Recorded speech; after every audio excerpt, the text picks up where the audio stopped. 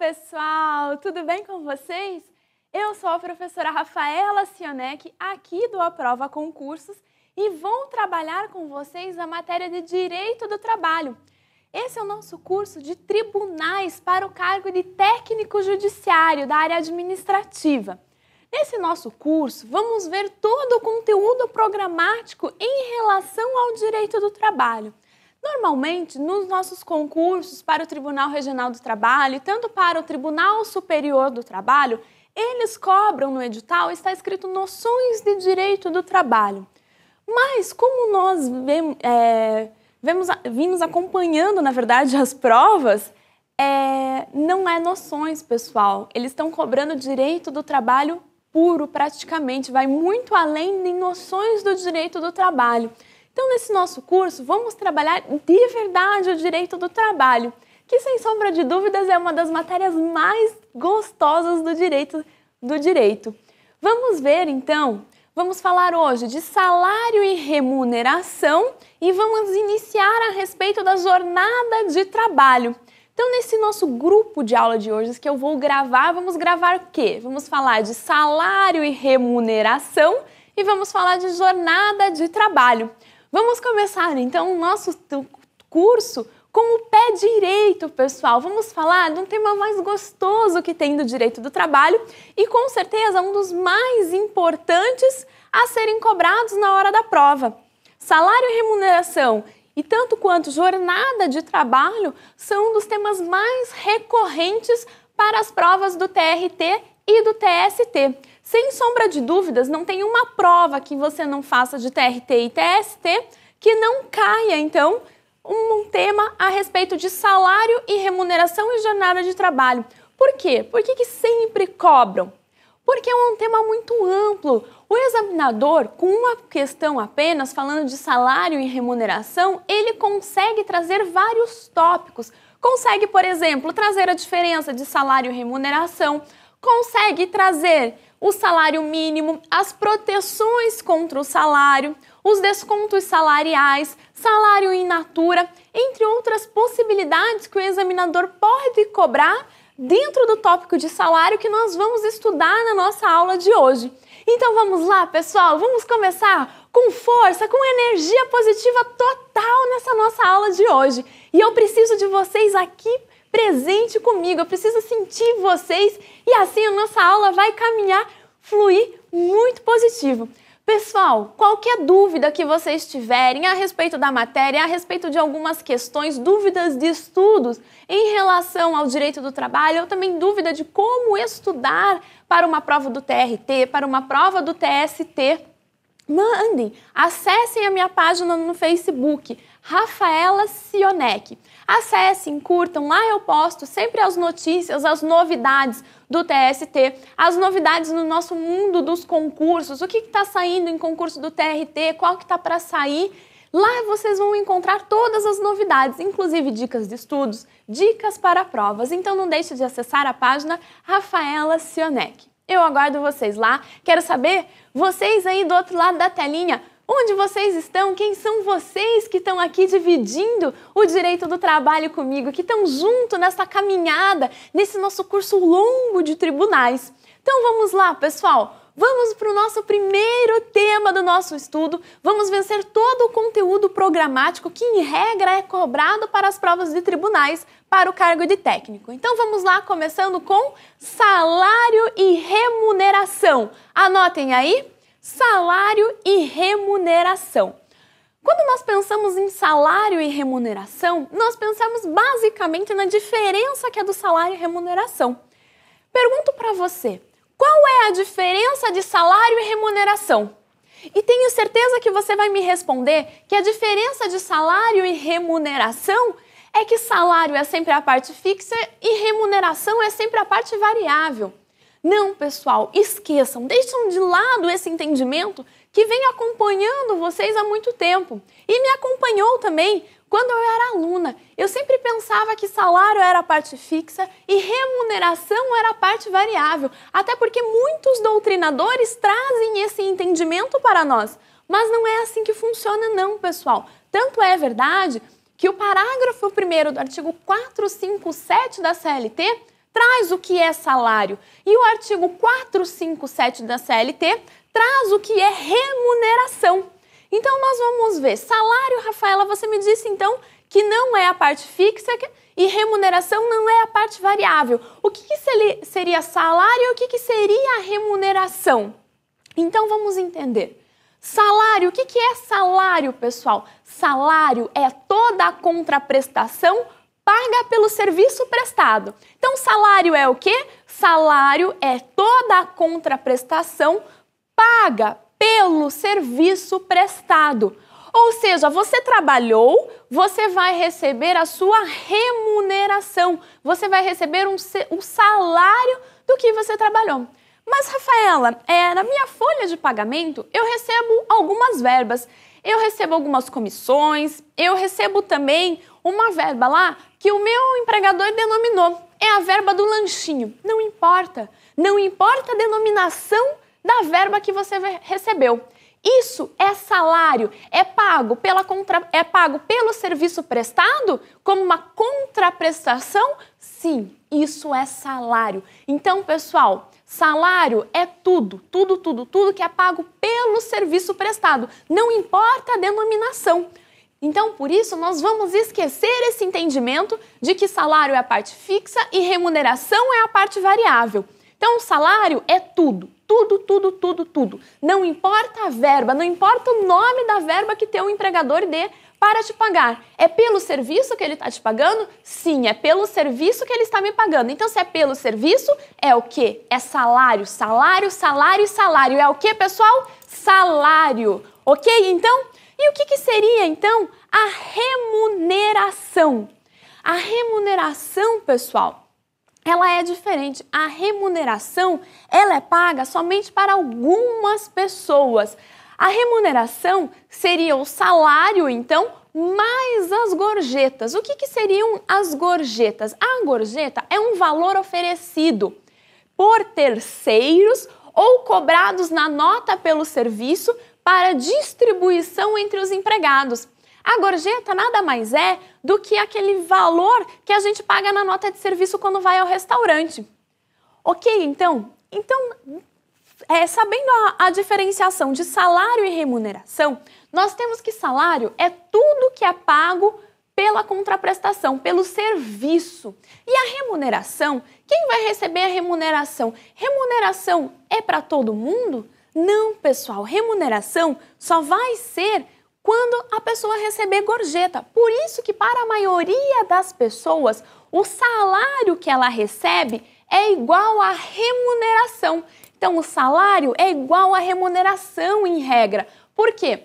Porque a maioria das pessoas, a maioria dos empregados não recebem as gorjetas. Vamos entender então, primeiro, antes de a gente passar para a leitura da remuneração, vamos ler o parágrafo 1º do artigo 457 da CLT, que traz essa diferenciação para a gente, que agora traz o conceito correto do que é salário, que salário não é a parte fixa e remuneração é a parte variável. Vamos lá então, na tela comigo.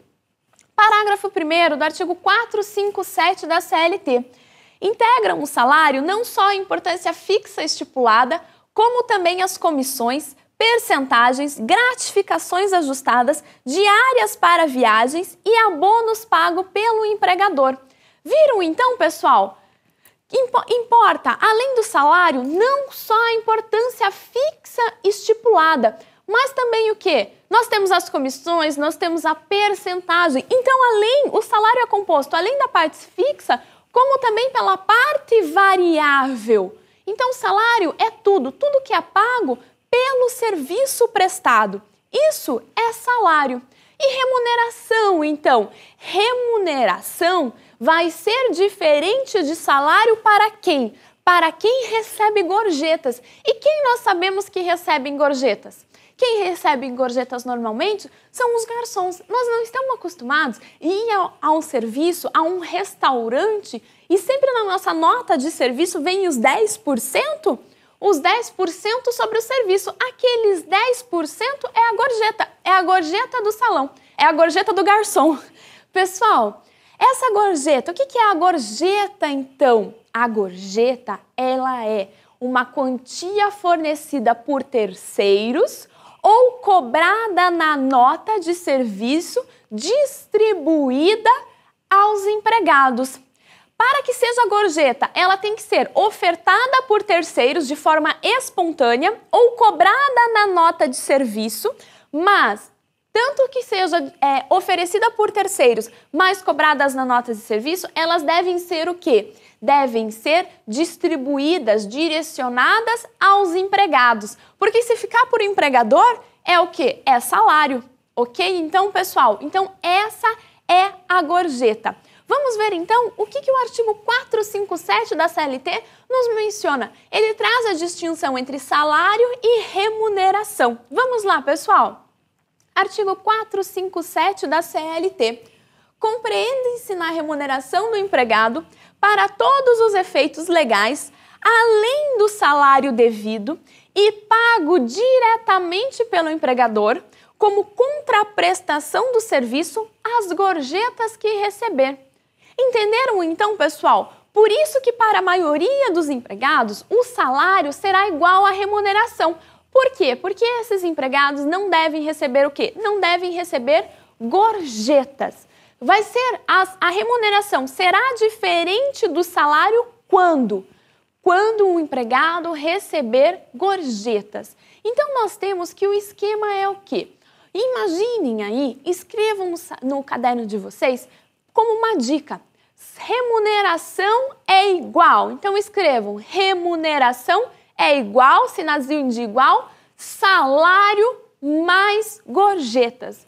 Essa é a regrinha que nós temos. Então, para diferenciar salário e remuneração, eles só serão diferentes quando? Quando o empregado receber gorjetas. E as gorjetas, o conceito de gorjetas está lá numa súmula para gente e que nós devemos guardar essa súmula para gente. É a súmula 354 do TST. Anotem aí a súmula 354 do TST. Essa súmula é muito importante quando nós falamos de remuneração e principalmente das gorjetas. Ela traz um conceito de gorjetas e junto traz as verbas em que as gorjetas não irão refletir. Ou seja, a súmula 354, além de mencionar o conceito, traz as verbas em que o valor da gorjeta não irá refletir nessas verbas. Vamos ver então a súmula 354 do TST? Comigo aqui. As gorjetas cobradas pelo empregador na nota de serviço ou oferecidas espontaneamente pelos clientes integram a remuneração do empregado, não servindo de base de cálculo para as parcelas de aviso prévio, adicional noturno, horas extras e repouso semanal remunerado. Então, a gorjeta é o quê? É cobrada pelo empregador na nota de serviço ou oferecidas espontaneamente pelos clientes. Isso vocês já sabem, mas o que o examinador, aquela pessoinha que anda num mundo paralelo, e eu sempre vou falar isso, gente, examinador não é coisa de Deus. Ele não é. Ele faz a prova com um espírito tão ruim que a gente fica mal. Fala, poxa, que sacanagem ele. Pois é, e ele faz exatamente essa sacanagem na hora da prova de vocês. Por quê? Porque eles sabem que vocês têm o conceito de gorjetas, mas o que ele vai cobrar de vocês? Principalmente se a banca da prova de vocês for a Fundação Carlos Chagas, ele vai cobrar exatamente o quê? Qual a base de cálculo que não serve às gorjetas? Ou seja, quais são as verbas que as gorjetas não vão servir para a base de cálculo? Então vamos lá, pessoal, com muito ânimo, para a gente desbancar o nosso examinador, mandar ele de volta para o lugar dele, para o lugar que ele nunca deveria ter saído de lá. Para dizer que a gente sabe a matéria, que a gente está com a matéria na cabeça e que ele não vai nos derrubar. Por quê? Porque a prova que nós vamos fazer, essa prova é nossa, pessoal. Então vamos lá! Não servindo, as gorjetas não servem para base de cálculo de quais parcelas? Aviso prévio, adicional noturno, horas extras e repouso semanal remunerado. Quais são elas? Aviso prévio, adicional noturno, descanso semanal remunerado e horas extras. Essas são as 4 parcelas em que as gorjetas não irão refletir, não irão incidir para a base de cálculo dessas parcelas. E é isso que normalmente o examinador cobra na prova de vocês. Pessoal, a respeito das gorjetas, eu tenho uma história engraçada para vocês fixarem que as gorjetas são aquelas recebidas pelos garçons. Esses tempos eu fui jantar com meu marido. Gente, raro este momento, porque nós temos uma baixinha de 1 ano e 8 meses e nós temos vós muito modernas. As nossas mães, elas saem para jantar, elas vão viajar, ou seja, a gente não tem essa história de deixar com as vós a Maria Eduarda. Então, por conta disso, a Maria Eduarda às vezes empaca a nossa vida. A gente deixa de ir no cinema, a gente deixa de sair para jantar, de curtir um momentinho a dois ali em casa, fazer uma jantinha, porque sempre tem a baixinha falando mamãe, mamãe, mamãe, papai, papai. E, gente, ela confunde mamãe com papai, é maior engraçado. Eu chamo meu marido de mamãe e eu de mamãe também. Então, lá em casa todo mundo é mamãe. Mas então, num belo dia, as avós resolveram sossegar e ficaram com a Maria em casa. Fomos nós, então, jantar num restaurante. Falaram, vamos lá naquele restaurante super gostoso, faz tempo que a gente não vai. Vamos. Gente, e normalmente eu sempre olho na nota de serviço, se o serviço foi bom mesmo, eu faço questão de pagar os 10%. Porque aquele valor vai para o garçom, vai para ele, pelo serviço que ele ofertou para nós. Na vez, meu marido falou, confere a nota aí. Eu fui lá, conferi a nota. Gente, sem brincadeira, tinha 30% a respeito cobrado na nota como título de serviço. Eu falei, gente, o que é isso? 30%? Eu chamei o garçom. Falei, garçom, por que 30%? Ele falou assim, olha, 10% é de couvert. Eu falei, como assim? Não, é o que o cara que tá cantando ali, que tá tocando piano, ele também cobra o couvert dele. Eu falei, tá, tudo bem, né? O cara tocou bem, válido, né? Eu falei, e os outros 20%? Não, é que assim, você pode optar. Você pode pagar o mínimo, que é 10%, mas se o serviço foi muito, muito, muito bom, você pode pagar os 20%. Gente, eu fiquei me matando de rir, né? Eu falei assim, como que eu vou... Gente, é 10%, não tem se o serviço foi muito, muito, muito bom. Tudo bem que há critério, não tem nada normatizado a respeito dos 10%, mas 20%, gente, comecem a fazer as contas do que você comeu, 30% a título de gorjeta, daí a gente pegar aqui em Curitiba tem um au-au, que é de cachorro-quente, comer no Subway, começa a ficar mais apreciável, assim, do que sair para comer a 30%. Então, gorjeta é o quê? Gorjeta é o valor cobrado na nota ou ofertada espontaneamente. Ok, então, pessoal, tudo bem, Rafaela. Agora eu sei o que é salário e sei a diferenciação de remuneração para alguns empregados, que são aqueles que recebem gorjetas. Bacana, pessoal, é isso mesmo que tem que estar na cabeça de vocês. Esqueçam agora aquela ideia de antes, aquela ideia que vocês já vinham com certeza da faculdade, alguma coisa assim, e de outros estudos. Tudo bem, mas como que vai se dar o pagamento dos salários? Qual é o prazo para pagamento dos salários? O prazo para pagamento dos salários é qual? É até o 5º dia útil do mês subsequente ao vencido. Então, digamos, nós estamos no mês de setembro, por exemplo. Quando que o pagamento do mês de setembro deve ser efetuado? O pagamento do mês de setembro deve ser efetuado até o 5º dia útil do mês subsequente ao vencido. Setembro acabou, então até 5 de outubro nós temos para pagar o salário do empregado, até o 5º dia útil do mês subsequente. Isso está lá no nosso artigo 459 da CLT.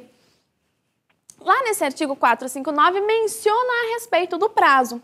Tudo bem, mas o que acontece se o meu empregador atrasar o pagamento dos meus salários, não efetuar até o 5º dia útil? Pessoal, está lá na súmula 381 do TST. A súmula 381 do TST menciona que se o pagamento não for efetuado até o 5º dia útil do mês subsequente, incidirá correção monetária no valor atrasado desde então do 1º dia útil subsequente ao vencido. Perceberam então? Qual que é o prazo legal? O prazo legal para pagamento dos salários é até o 5º dia útil do mês subsequente, lá no artigo 459 da CLT. Mas se o teu empregador não pagou no 5º dia, pagou no 6º dia, Daí nós vamos para a súmula 381 do TST. E a súmula 381 menciona aqui o quê? Que quando do atraso do pagamento dos salários, tem correção monetária desde o primeiro dia útil. Então se esquece, não vai se correr a partir do quinto dia útil subsequente ao partir do quinto dia do vencimento do salário. Vai correr a partir de quando? A partir do primeiro dia útil do mês subsequente ao vencido. Então vamos lá, nós estamos em setembro. Hoje é dia 6 de outubro. No dia 6 de outubro ainda meu empregador não efetuou o pagamento dos salários. Desde que dia está correndo a correção monetária, os juros? Desde o 1º de outubro. Então desde 1º de outubro é que está correndo a correção monetária. Por quê? Tendo em vista ao atraso no pagamento dos salários. Isso está lá, então, na súmula 381 do TST. Como que pode ser feito o pagamento? Posso pagar em cheque, posso pagar em dinheiro, em depósito, em conta? Como que funciona o pagamento dos salários? O salário pode ser pago em dinheiro ou em depósito em conta própria, é a depósito em conta salário. Então, nós podemos ter o pagamento dos salários em dinheiro, em espécie eu posso receber, mas eu posso receber também como? Eu posso receber por depósito, mas tem que ser numa conta criada específico para esse fim. São chamadas contas salários que nós temos. O pagamento em cheque, ele pode ser feito? Pode. Nós temos uma normatização que permite, uma NR, que permite o pagamento do salário em cheque. Mas, atenção agora, pessoal, não basta o simples pagamento do salário em cheque. Para que o empregador pague em cheque, ele pode pagar, mas ele terá que conceder ao empregado, dentro do dia que ele efetuou o pagamento, um tempo necessário para que o empregado se desloque até a agência bancária e efetue o desconto desse cheque. Ele pode pagar com salário? Pode, mas ele tem que ofertar um tempo dentro do mesmo dia de pagamento para que o quê? Para que o empregado vá até a agência bancária e desconte aquele cheque. Aí sim é possível o pagamento em cheque. Fora dessa situação, só é possível em dinheiro ou depósito em conta salário. Normalmente, de acordo com o artigo 459 da CLT, o salário deve ser pago mensalmente, ele vence mês a mês. Ou seja, nós trabalhamos agosto, recebemos em setembro, outubro e novembro. Pessoal, então se ele vence mensalmente, eu posso trabalhar 2 meses e receber só depois? Não. Para o salário, entende-se então que ele vence o quê? Vence mensalmente. Agora, as comissões e as percentagens, elas também vencem mensalmente? Não. Para as comissões e percentagens, nós temos que abrir lá nossa CLT no artigo 466. Então, abram a CLT no artigo 466. Pessoal, e um parênteses aqui agora na nossa aula. Essa é a nossa primeira aula de Direito do Trabalho para o nosso curso de tribunais. Por isso, antes de mencionar para a gente abrir a CLT, eu quero pedir para vocês que em todas as aulas acompanhem com a CLT ao lado. É muito importante, porque vocês viram, nós já iniciamos nossas aulas, nossa primeira aula, vocês já viram a quantidade de artigos que já nós mencionamos a respeito da CLT e de súmulas também? É enorme, pessoal, por isso que é importante. Eu mencionei o artigo 466 agora das comissões, abra lá, já dê uma olhadinha rapidinho enquanto eu vou explicando, vocês vão ver que praticamente vai ficar muito clara a interpretação dos artigos e das súmulas. Ok? Então, pessoal, não deixem de ter ao lado das aulas a CLT. CLT atualizada, pessoal. Não me venham com a CLT do ano passado, que já não importa mais em nada pra gente. Primeiro, por quê? Primeiro que as súmulas e OJs, elas alteram e são acrescentadas constantemente, anualmente. Ademais o quê? Ademais, esse ano, nós já tivemos alteração na CLT. Por isso, atenção, se você tem uma CLT já atualizada de 2013, pessoal, não vão comprar a segunda edição. Isso é uma atenção, por quê? Porque agora, no dia 25 de outubro de 2013, a nossa CLT foi alterada. Acrescentou-se os artigos 392A da nossa CLT, que fala a respeito da licença maternidade, mas nós vamos ver na sequência das nossas aulas. Então espere para comprar agora uma próxima CLT, que já vai vir com esses artigos acrescentados. Ok, então pessoal, então abram a CLT no artigo 466. Lá ele menciona a respeito dos pagamentos das comissões e percentagens. As comissões, elas não precisam ser pagas mensalmente. Elas são pagas de acordo com as transações efetuadas. Por isso que as comissões, então, não respeitam o artigo 459 da CLT, a regra de mensal, até o 5º dia útil do mês subsequente. As comissões e percentagens são pagas como? São pagas de acordo com o quê? São pagas de acordo com as transações efetuadas. Vamos entender, então. Nós temos um vendedor de loja e nós sabemos que os vendedores, eles recebem comissões pelas vendas efetuadas. Tudo bem, você foi lá nas Casas Bahia e comprou uma televisão de 29 polegadas, só hoje nas Casas Bahia. Você foi lá com o seu vendedor e comprou a televisão de 29 polegadas. Pessoal, você parcelou em 10 vezes no cartão. A transação está efetuada? Não, pessoal, a transação da comissão vai se efetuar mês a mês ao pagamento das parcelas. Então, mês a mês, esse vendedor irá receber essas comissões. Elas são pagas de acordo com as transações efetuadas. Tudo bem, Rafaela, entendi. Mas se ocorrer a extinção do contrato de trabalho, eu, vendedora das Casas Bahia, fico prejudicada com as minhas comissões? Poxa, mas eu já vendi a televisão de 29 polegadas e minha comissão aqui? Eu não me importo em quantas vezes o comprador realizou a compra. Não quero saber, eu quero a minha comissão.